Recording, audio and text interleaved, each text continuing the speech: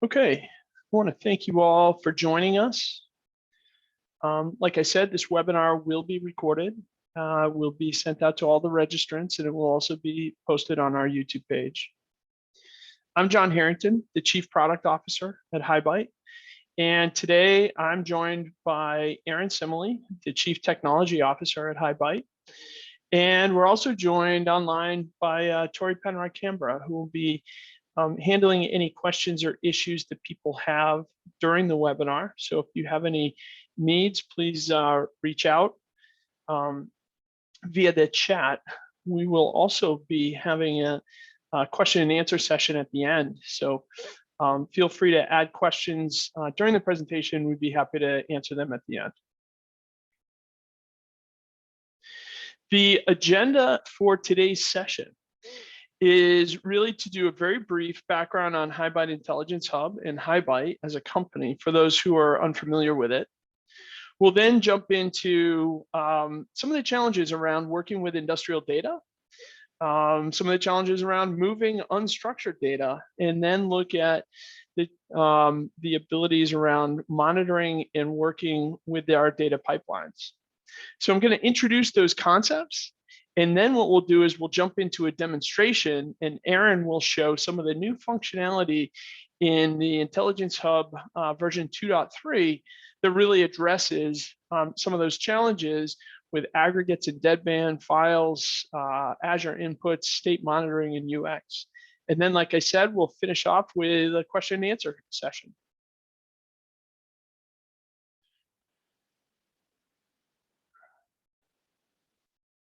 So to get started, HighByte is a software company. We're headquartered in Portland, Maine. We're really focused on providing data infrastructure for manufacturing and industrial companies who are going through their Industry 4.0 journey. To date, we have a number of customers across a wide range of manufacturing industries, from food and beverage, pharma, pulp and paper, industrial products, consumer products. And we're starting to see more and more in the energy and oil and gas industry as well. These customers range across the globe, and they're supported both by us here in the United States, as well as our global network of partners that we have. So if any of you are not in the United States and have joined us, that's great. And feel free to reach out to us and ask us who your local partner is. A little bit about our solution. So the HighByte Intelligence Hub is the solution that we provide. It's a software solution, and it's really focused on this data architecture and how to streamline your architecture and how to deploy things at scale and how to maintain them over time. The first thing that you'll notice as you look at the diagram on the right is that we've taken a hub and spoke approach to moving data within the industry, within the industrial space and across the enterprise. And this varies from the traditional approach of the Purdue model or the ISA 95 stack, where you move the data from one system to the next and have to move it through a number of systems in order to get it to the target system that you're moving it to. Now, the reason that we did that is because our systems today are being overloaded with data. We have far more desires for data and consuming applications for data, and we need to be able to get it to those systems very quickly and very efficiently. HighByte is a data hub that's designed to move data very fast, very efficiently, and as it moves, to add context to that data. So the way that we do that is we start out by making connections to all these different systems. So we have connectors to your OT systems, your operational systems. We've got an OPC UA client to connect into your data, your connectivity systems in the factory.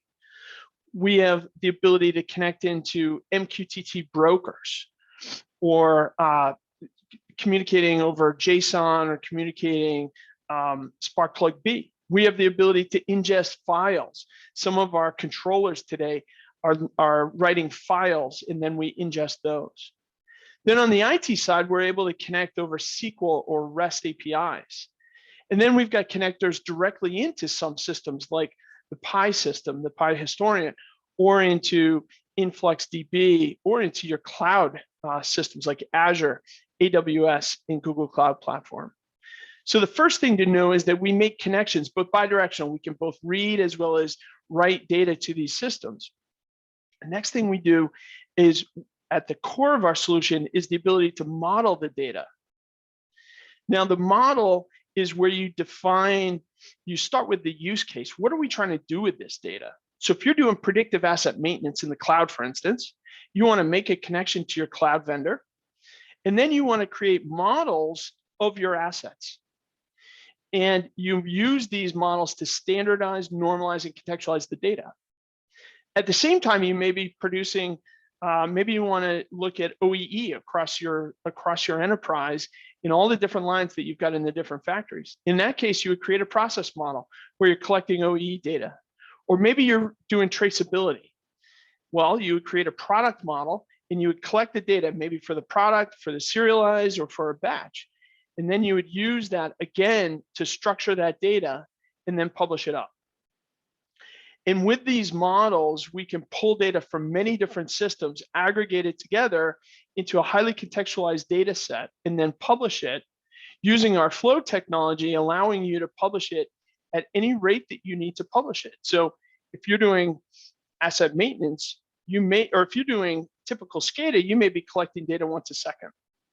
If you're doing asset maintenance, you may only need it once every 10 minutes. On the other hand, there may be some vibration sensors that you need at an exceptionally high rate, maybe once a millisecond. And then if you're doing some dashboards, maybe it's 10-minute data aggregation to the cloud. So every different system needs data at different rates, and it could even be event-based. So the key is that you're able to capture all of that, structure your information, and publish it out at the rate that you need. And we put all this into a single solution called the Intelligence Hub. It's a browser-based interface, completely codeless, and it allows you to run it on-premise and publish that data to wherever it needs to go. So today, what we really want to talk about is some of the new capabilities and new enhancements in version 2.3 of our product, which just came out last week. So I want to introduce a few key concepts and a few key areas that we added technology, and then Aron will show all this technology and additional capabilities as well. I'm going to talk about conditioning, the file connector, some state monitoring, and some enhancements to our UI and UX. It's important to think and understand why industrial data is unique. It's very common in the industrial space to be collecting data for operational purposes anywhere from 100 milliseconds to a second. So what you see here is a scatter plot of a temperature sensor that's producing data at 500 milliseconds, so twice a second. Now, if I collect this data for 30 seconds, I've got 60 samples, and that's what you see here in this plot. If I do that for 10 minutes, I've got 1,200 samples, and if I do it for an entire day, I've got 172,000 samples.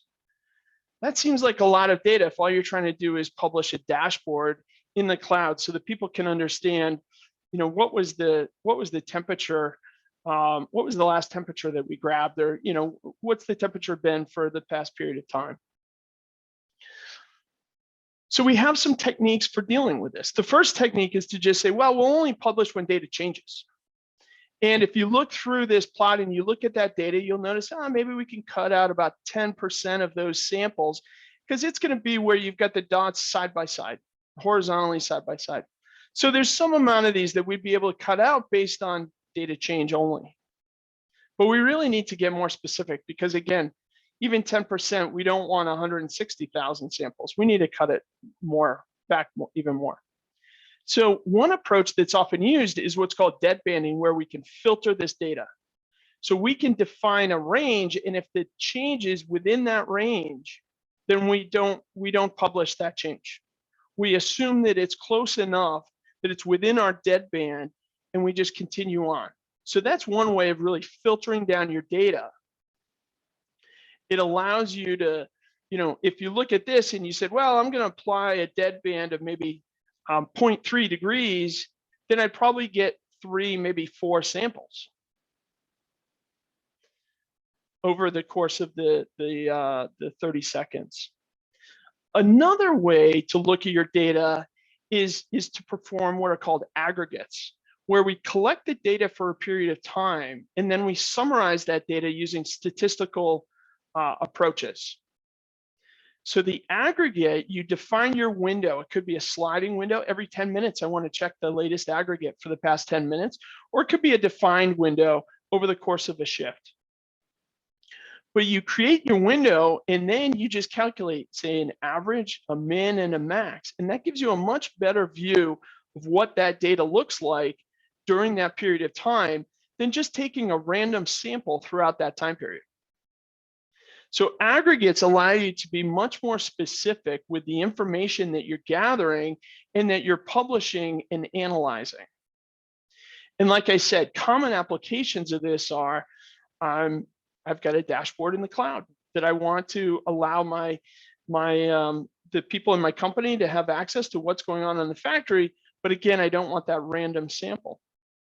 Or I'm performing some analytics, or maybe I'm measuring what happened to the batch while it was in a certain cell or a certain tank. If I'm doing batch manufacturing, maybe I want to measure what happened during the shift.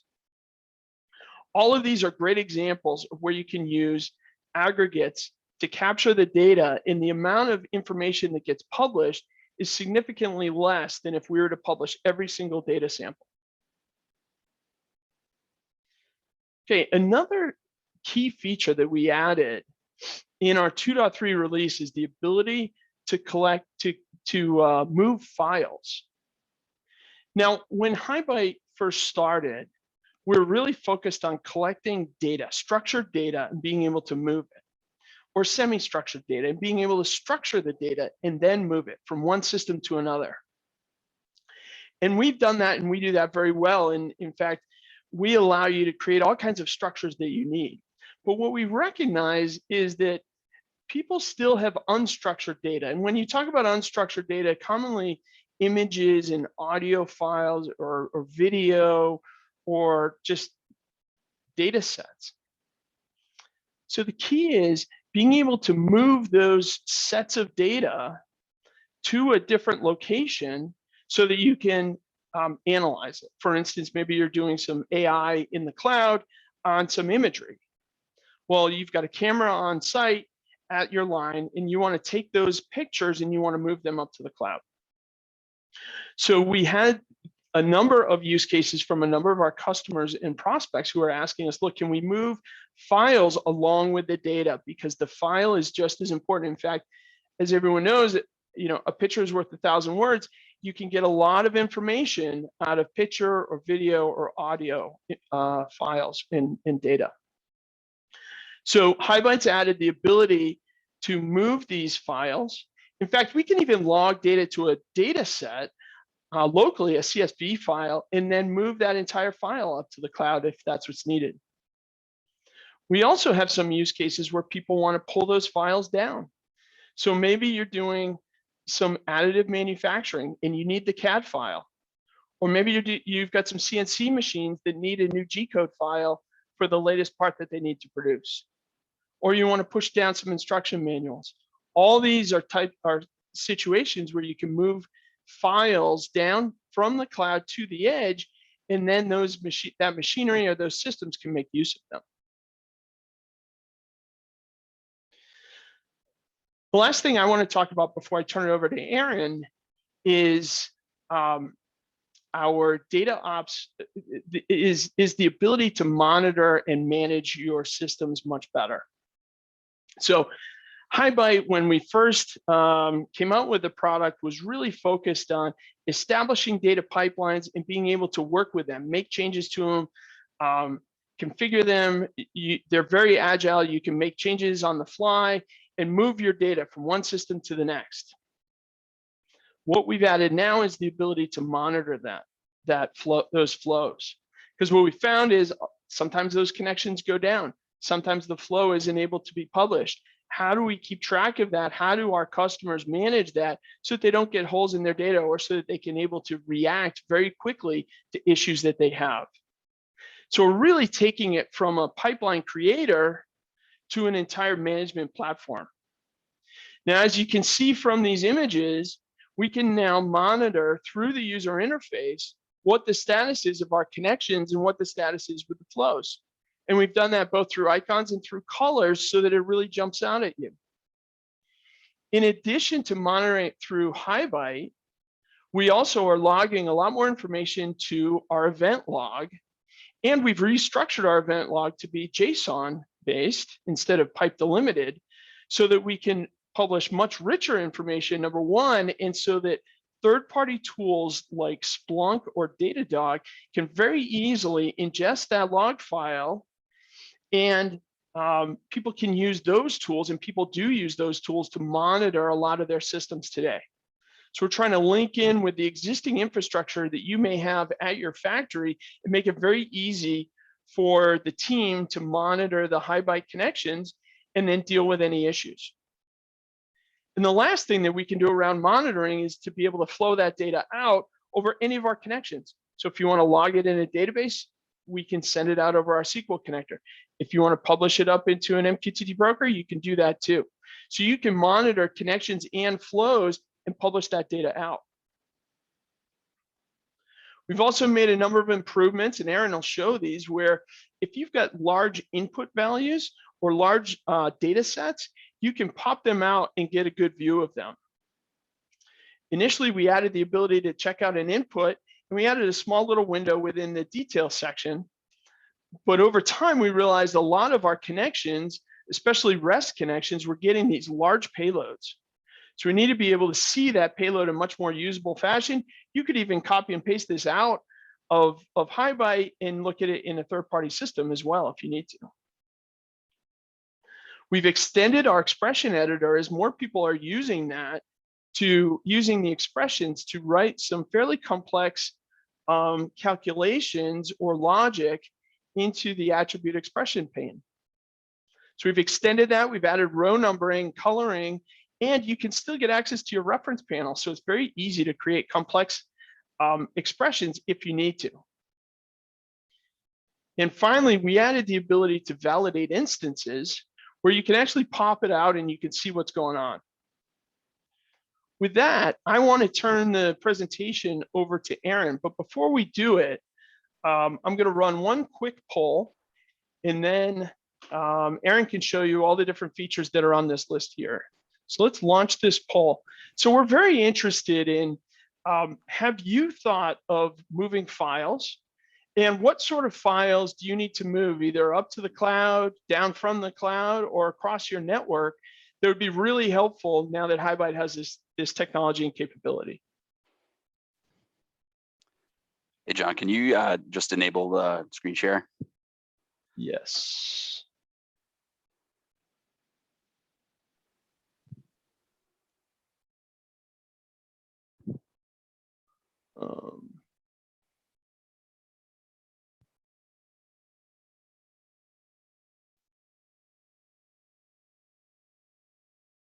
All right, I'm gonna, I want to thank everyone, and I will end the poll, and then Aron will take it over from here. Cool, can you see my screen okay? I can see your screen, thanks. Awesome, all right. Let me see if I can drag this.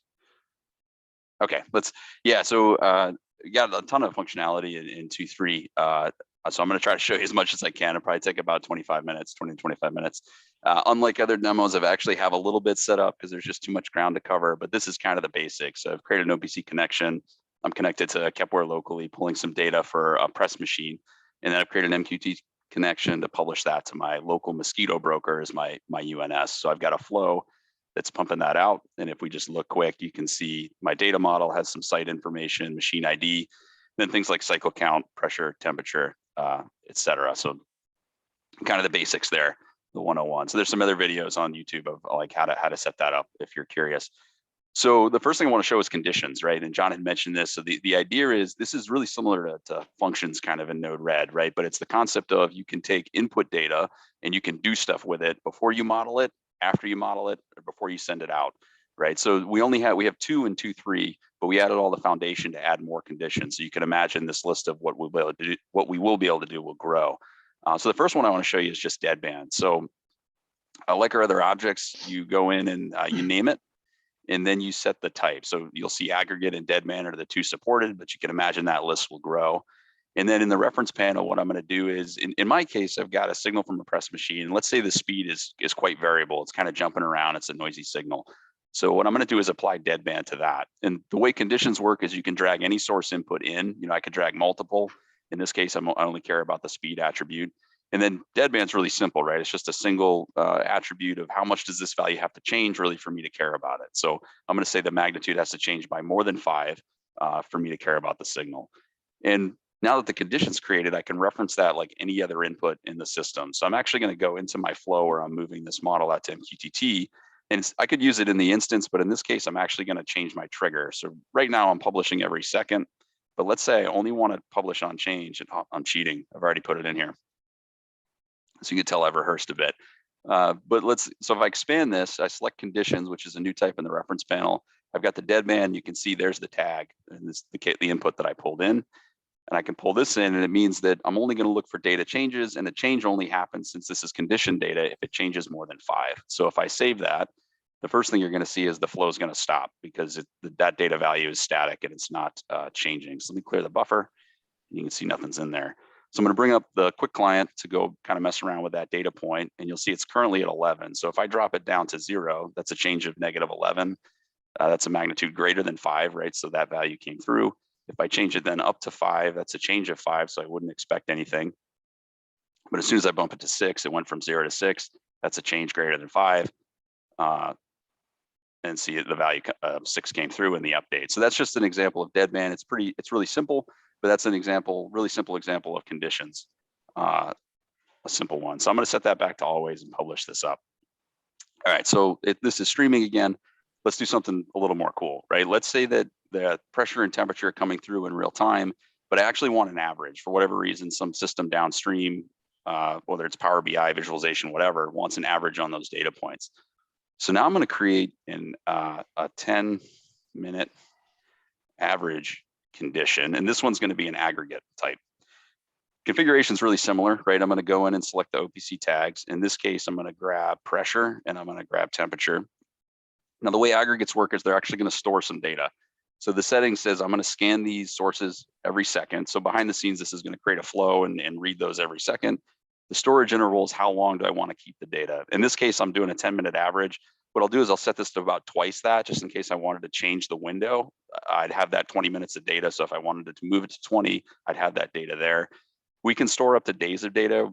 We have no intention to be a time series historian or replacement for that. So with 1 second data, I wouldn't go much beyond a day to do kind of shift totals. If the data rate's slower, you can go farther. But at some point, if you're doing weeks of data, you should be using an historian and not this feature. It's really meant for data in flight.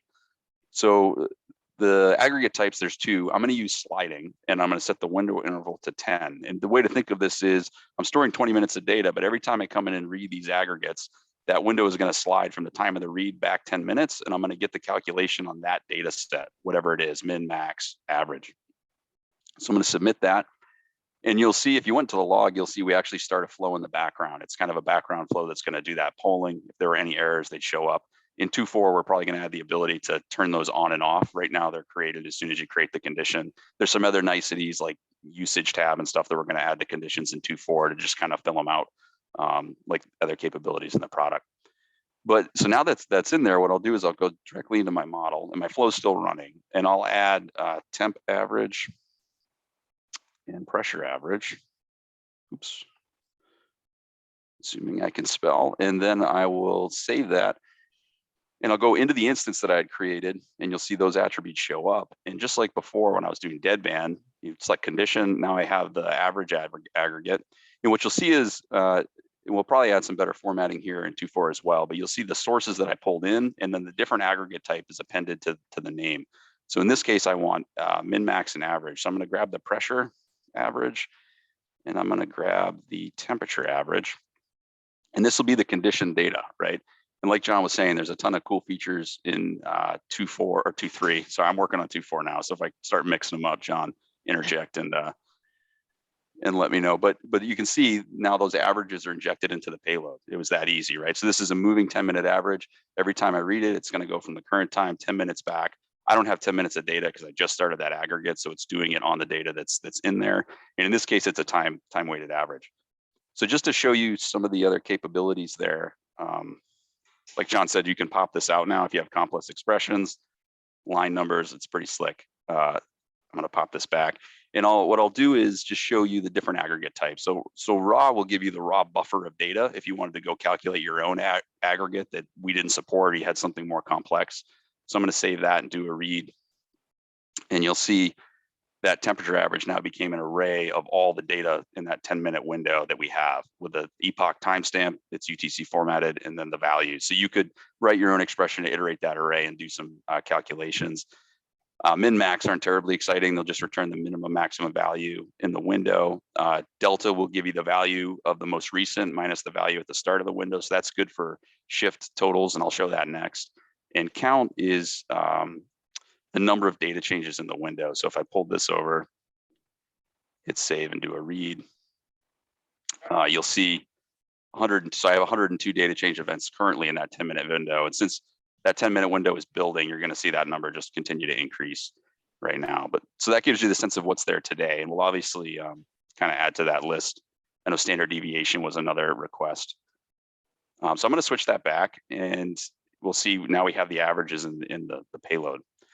So now the other thing I have in here is cycle count and part count. So let's say that I want to do shift totals, and these are, let's assume these are coming from a PLC, and they're kind of these infinite counters that are just counting up forever. But I want to know in the last shift, how many parts did we run? How many times did the machine cycle? So to do that, I'm actually not going to pull from OPC. I'm going to do something a little cooler because you've already seen that. So we're publishing to this local MQTT broker. So what I'm going to do is create another input that's going to listen in on the data we are publishing. Let me scan this. I want an easy way to the topic name. All right. So I'm going to explicitly call out the topic that I'm listening on. I'm just going to call this press 27 and submit. Oh, I already have. All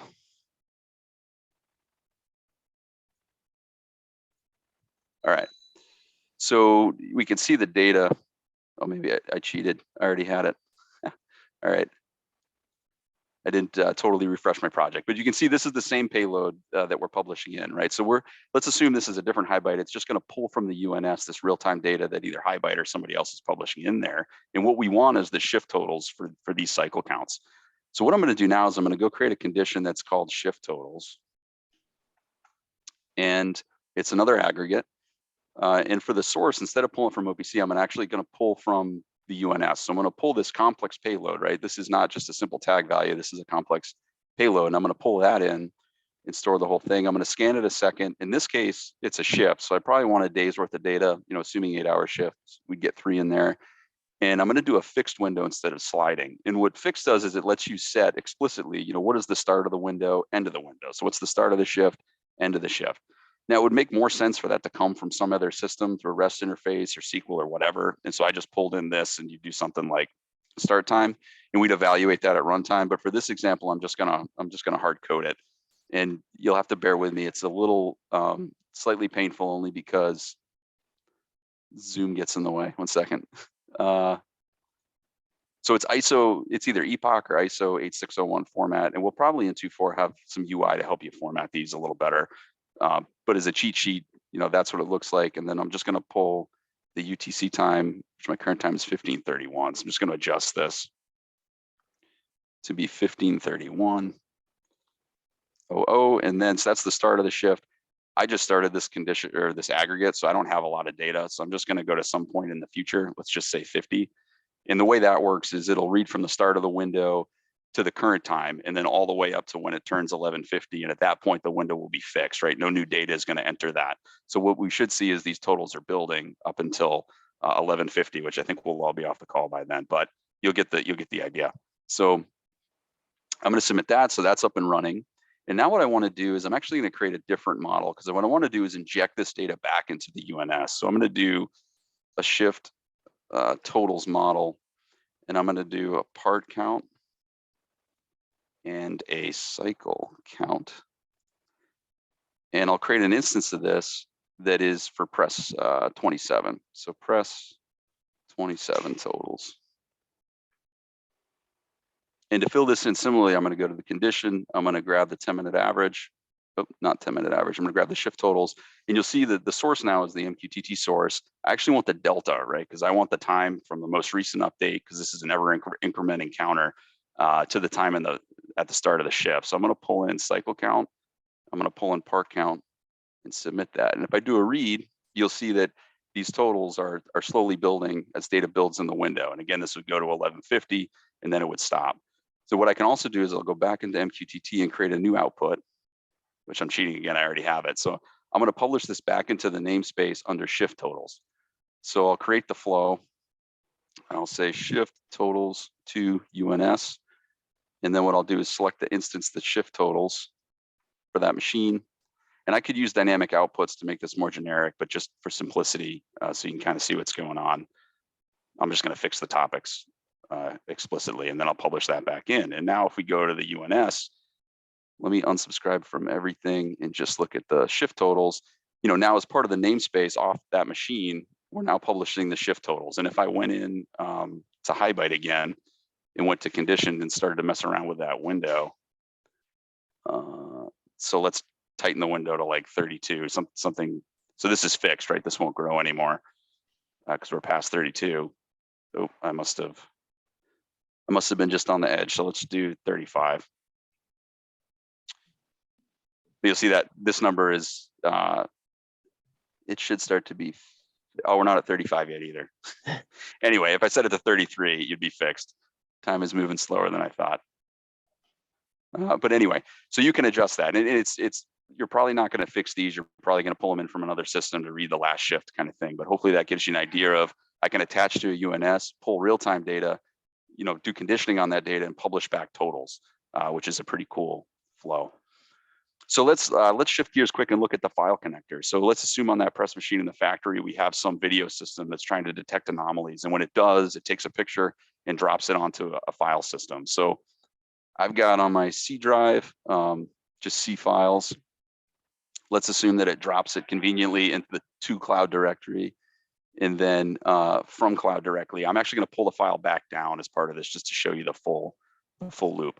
So what I'm going to do, I'm actually going to publish this up to AWS IoT Core, just because it's going to be easy to visualize what we're doing through their UI. So I'll create a quick connection up there.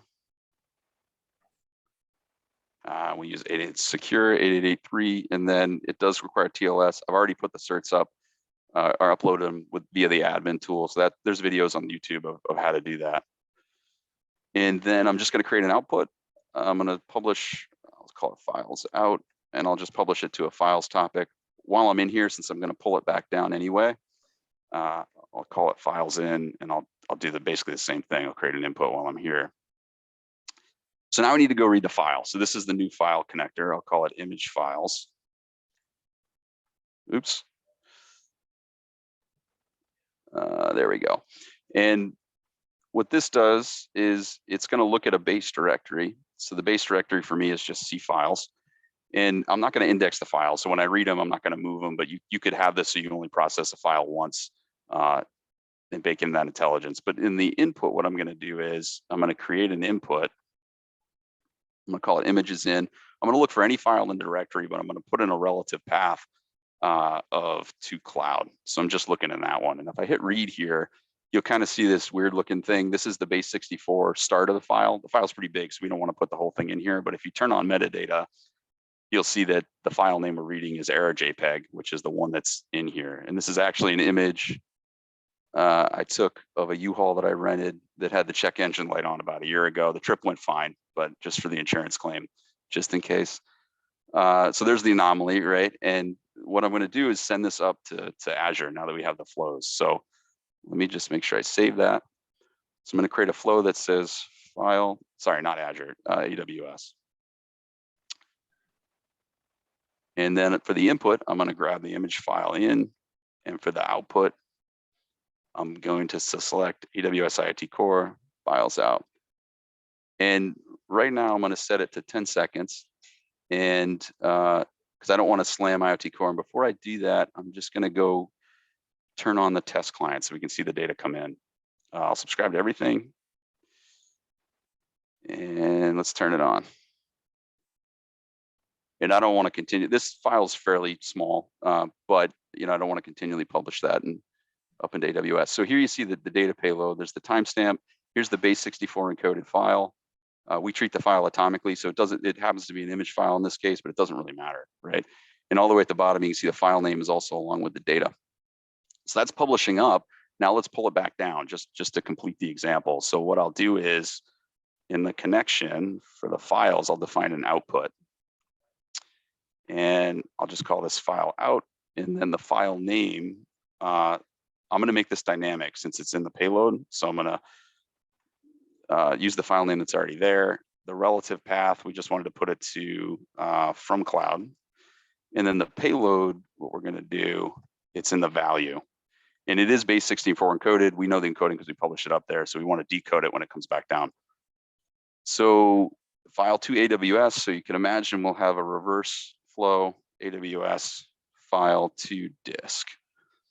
And this is going to grab the input is the AWS topic, files in, and the output is, and this is a lot of work just to put I'm just going to move files between two directories. So it's kind of, but you could imagine it's just to show the use case of how this works. And there's a lot of use cases around how you'd actually use it. So I'm going to turn on the publish, and then I should be writing down. There's no immediate errors. So if I jump back and go to from cloud, oh, it's not there. All right, 1 second. Let's see. File to AWS to disk. I probably messed something up. Oh, I do this all the time. So see, I'm publishing it. I'm actually reading it down from AWS and publishing it back out. So let me grab the new output, which should be the file, image file. There we go. Try that. All right, so now that's actually going to write it back out, you can see then it showed up, right? So that file was atomically moved between the directories in this example, but you could imagine that's pulling any file. So this is really cool for functionality in 2.3. I think where it will become even more valuable. Already in 2.4, we've added S3 connectors, we've added a Parquet output. So what we're imagining is what most customers will do is they will have two flows, one which will build up CSV or Parquet files locally on disk from real-time data, and another flow that takes that data and moves it out to S3 at some interval. So this is just a different way to kind of package the data at the edge and then move it more efficiently. And if it's already in Parquet format by the time it lands in S3, there's a lot of savings and costs and understanding of the right format to put there in terms of cost savings and efficiency of reading out. So we think you'll see more around this file connector, around those sorts of flows, and even Azure blob storage potentially on the Azure side. So speaking of Azure, let's assume that image went up to Azure instead. I could have shown that, but Azure doesn't have the visualization, so I wanted to use AWS. And let's assume Azure figured out, okay, there's a problem in that image and sent back an error. So I'm going to create a connection to Azure IoT Hub. One of the new things we've added in 2.3 is the ability to get data back down from Azure into the factory. So in this case, I've got an Azure IoT Hub with a device.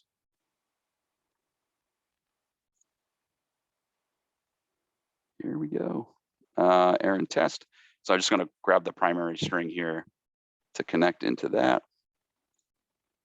Now, in this case, if we're going to pull a message back down, you can't use HTTPS, so you need to be MQTT or AMQP. So I'm just going to choose AMQP. And on the input, there isn't much in terms of configuration. So let me hit read here. And then up on the Azure side to test this really quick, to demo it, what I'll send is an error code.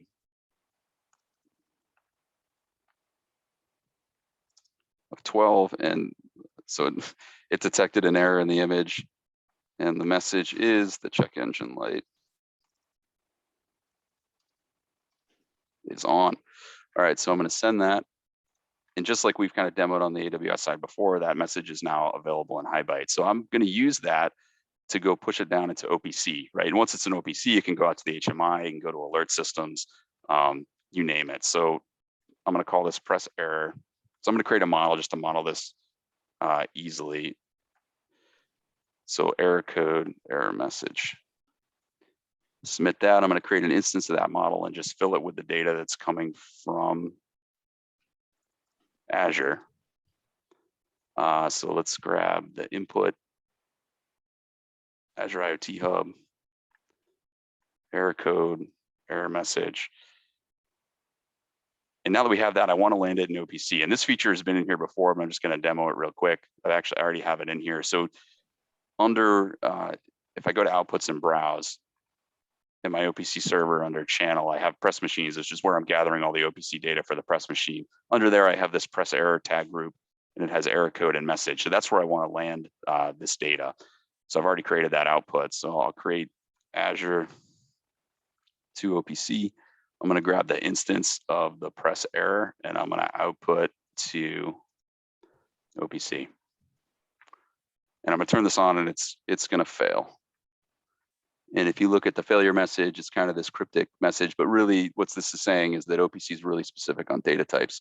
So I just need to go in to the model real quick, the press error model, and explicitly call out the data type. So in this case, it's a word is the error code, and this is a string. And as soon as I set that, you'll see the flow will come back. And if we pick up the quick client and go look at the press error, you'll see that that information came down. So the error code check engine, and now we can use that to drive logic in the factory to notify somebody that the image there was an error in the image.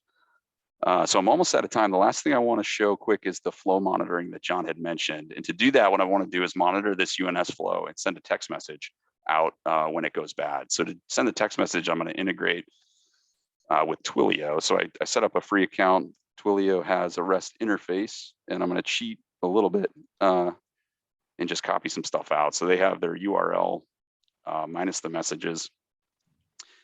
The header, we don't care, and then it does use basic auth. And the way I figured this out is by looking at the curl commands to talk to Twilio and just mapping that into HighByte. Password, and then the output is going to be, call it SMS. The endpoint is messages for Twilio. And then the header, the one catch here is it expects form encoded URL. So you need to change by default, we output JSON. So I'll just change the format to that. And then the last piece is the payload. We'll use our template engine to modify the payload to be form encoded. So there's a body. This is going to be the last error produced by the flow that went into an error state, and then the numbers that I'll send to. So now that I have that set up, what I'm going to do is I'll just call this monitor. And what we have now is this new system tab that kind of shows, and you'll see us expand on this quite a bit, I think, as we move forward. But what I can do is look at all the flows that are single flow. So I'll pick out the UNS flow. And then what I'll do is in the output, I'm going to send that to Twilio. And I don't want to send that every second, right? I'm going to blow my phone up. So what I'll do is I'll say on true. And what I actually want to monitor is just that UNS flow. And I'm going to monitor the status. And I'm going to say when the status is not equal to good, trigger this flow. And I'll turn it on. So by default, nothing's happening. What I'll do is to trigger it, I will turn the broker off. So this UNS is publishing to this broker. What you'll see is that status of the UNS and stuff will go bad. Don't know how well you can see my phone, but at some point there's a text message that comes through, and you're not going to be able to read it because of the resolution, but it does say failed to write connection MQTT press on flow to UNS. So I could embellish that message with more detail, but it just shows you now that that state's internal, you can use that in logic to notify or do other things inside of HighByte. And I think that's it. We can talk a little bit about 2.4 maybe, but probably leave it up for questions. That's great, Aaron. I've got one more poll question for everyone, so I'll launch that.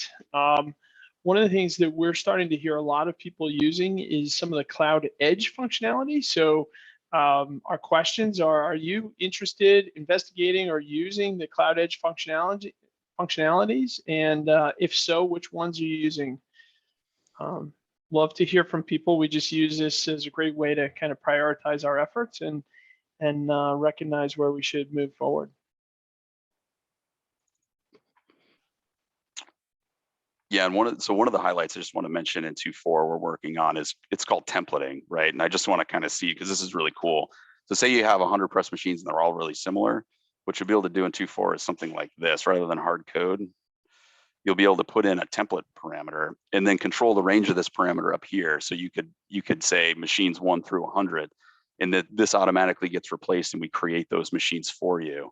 And to build that out, what you can do is inside a reference, like if that machine ID is on the press machine, you can use a syntax like this, and will automatically generate all these instances for you on the fly.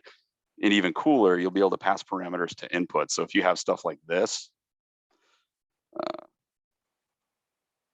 equal to 27, for example, that will call SQL with that ID. So you'll only query for, conditions or maintenance records for that machine. Or you could even, if you want to templatize it, you can move it back to this. So it's a way to think of, if you've got stuff that's really common in HighByte today, you've got to manually create all those instances. Basically, we'll make it really easy to have one instance, one input, and run hundreds of machines through. So that feature is coming in pretty early to the alpha if folks want to play with it, but just to kind of seed that, we're pretty excited for that development. That's really cool, Aaron. Aaron, Thanks for sharing. Aaron and John, I have a few questions here. And Aaron, since you were just talking about 2.4, there is a question that came in. What's coming in 2.4 and when are you expecting to deliver that? I know you've already talked about some things in the works, but maybe summarize that for everyone. Yeah, so currently we have Redshift, S3, Parquet outputs are in 2.4 now, and kind of an alpha version. The template stuff is not fully tested, but in there that I just kind of showed. And then a bunch of enhancements around monitoring and we'll fill out conditions. The delivery date currently is kind of end of June, before the holiday break here in the States around July 4th. So we'll try to deliver then. And then we're after that, we're planning on starting to look at 3.0 with server-based interfaces and some other cool features. Great. I have another question here on the file connector. Is there a max size for a file in the file connector, and what's the language of the expression editor? The expression, so the max size is 32 megs right now. We do treat files atomically, so we don't want to handle giant files. We load them in memory currently, so that's kind of the reason for the limitation. We currently don't have a way to chunk files up. We don't plan to do that in the near future, but we'll see. And what was the second part of that question, Tori? Was it the language in the expression editor? Yeah, that's correct. Yeah, so this is JavaScript, right? So you can, what I love to do if I don't know how to parse a string or whatever, go to Stack Overflow, look how to do it. And this is just default JavaScript. So I don't know if it's split or whatever, but, and you can write giant case statements. We don't intend for people to have to write really complex stuff in here, but there's certain use cases where, it's advantageous just to massage the data, especially switch statements and stuff like that. Great. I have another question too on sort of related to data pipeline monitoring. Someone's using Datadog to monitor log files. Does HighByte integrate with Datadog? We do, yeah. I've never used it. I've used Splunk, and they have a way to index the text-based log file that we have. I think Datadog does the same thing, although I haven't used it myself. But yeah, we do have some customers planning to use it or in the early stages of using Datadog, and to my knowledge, it works. Great. Another question here. So you've covered this in some extent, Aaron, and you kind of touched on some things when you were doing the demo around conditions and data conditioning. What others do you plan to add in the future outside of deadband and? Yeah, it's kind of an infinite list. It's like what connections. I think immediately we have some feedback on counters. Like, can we do things around counting or event triggering? Like, for example, if you have a batch that triggers based on a bunch of conditions on variables coming from OPC, we might have a condition that allows you to monitor those and then produces the timestamp of when that batch starts and ends. So stuff like that. There'll probably be a condition that's generic. That's basically like you give it the inputs and you can define the logic you want to apply to it, to get us around like really weird use cases we see where you've got like really weird encoded data, and to try to create something out of the box is just kind of a Frankenstein product for us. So some way to extend and meet those use cases where the data is really strange. Okay, I think I have one final question here, and that's, is version 2.3 available now? And if so, are these features available in my existing license? Definitely available now. John, I'll let you answer that. I think the license question is yes, but John. Yeah. No, it's available now. It's accessible through our website. And if you have a current license, then you can absolutely use it. Or if you have a trial, you can go in, you should be able to log in, access the software, download it, and install it. So we would love to get any feedback from anyone who's doing that and hear how you're doing, how the project is going, and get, start talking with our sales engineering team. Any other questions, or is that about it? That's it. Nice job, guys. Excellent. Thank you. Thanks, Aron. Thanks, Tori. Yep. Thanks for everyone for joining us.